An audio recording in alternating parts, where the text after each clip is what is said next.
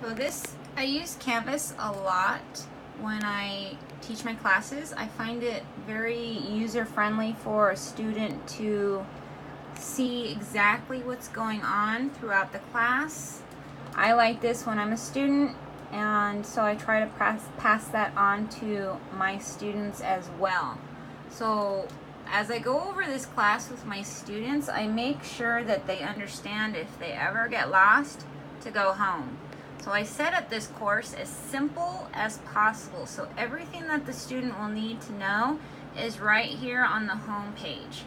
This is me. So it tells the student how to contact me, what my office hours are, when they can see me, and the best way to get a hold of me. And as the students go along, they can just use the next button and it'll move them along to the next portion. Here's the books, what books are required, when they can get them, how they can get them. I provide the ISBN number so that they can try to save some money, because I understand that books at the bookstore are expensive. So students can go home, takes them right back. Any extra credit assignments I have there. The homework, it tells them exactly how I want the homework to be done, from what book, and how they're going to turn it in and when they're going to turn it in. Again, they can go to the next button or they can go home. It's very easy to follow. I also provide how to pass this class and discussion boards, because I do use discussion boards. I want students to interact with each other and myself. It helps to teach them how to use the internet, so if they decide to take any other classes that are online, I'm there to provide them the tools in a very comfortable and learning environment. So as we go back home, as the students scroll down, they'll find the quizzes. And when the student refers to the syllabus, they'll be able to locate exactly when those due dates are for those quizzes. They can download it as a PDF. I suggest that they do. I want them to keep it with them at all times and refer to it whenever they need it. Let's go back home. Go back down. As we go on, this is a hybrid class, so there is a lot of online activity. You can see here that I have week 1. The students will obviously start here. And as they go through, they're going to see what my objectives are for the week. Move the next, and it will move right into a check-in. It describes to them briefly how I want them to, or what I want them to discuss about, and then they can go on and post it. This would be our first lecture, and I understand that for a lot of students, reading is a lot harder to comprehend. So I try to embed, whenever at all possible, if I find one, a video that the students can watch to help reinforce what I'm presenting to them on Canvas. Always go back home.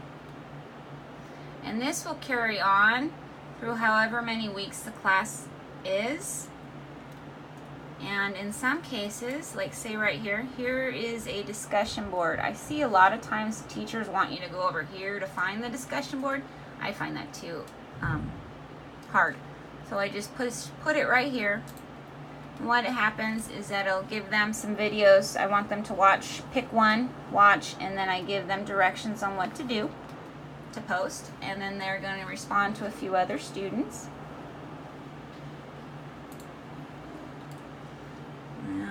That continues on, so there's our lecture and homework. And as we go down here, the students will find their lab assignment. So the students can also see what's going on for the class in lab. So I encourage them to, if they wanted to do these tests on their vehicle, they can bring it in. They also sometimes may or may not have a video. It's also set for submitting. It has to be in person, so there's no way that they can upload this when they complete the assignment. They have to do that with me watching them. So as we go home, again, always go home if you get lost. I'm going to go to student view so that I can show you my grade book for students. I encourage them to regularly check their grades, and as they turn in homework and I explain it to them, these are the assignments. And as they'll see, here's the score out of how many possible. And this little dash here lets them know that I don't have an assignment turned in or graded for them. So once they start to turn things in, they'll see the score that they got out of how many possible.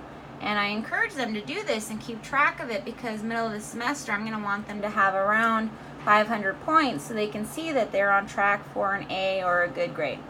And then towards the end of the semester, of course, they'll have more points there. So that is my grade book. And we can see if the students also are comfortable with using these side navigation tabs. We got home, any announcements. So if I am discussing with a student, I can see I encourage them, especially if they're coming from a long distance, to check their announcements, words of encouragement I'll put here. They can find all the assignments here as well. I don't recommend them using it. To me, this gets kind of confusing. Discussion boards, again, the same. I always just encourage them to use that home page in order to find any of the information that they're needing. So I did the Wix assignment, but again, this is my teaching platform. I love it, and I try to get my students to use it. Thank you.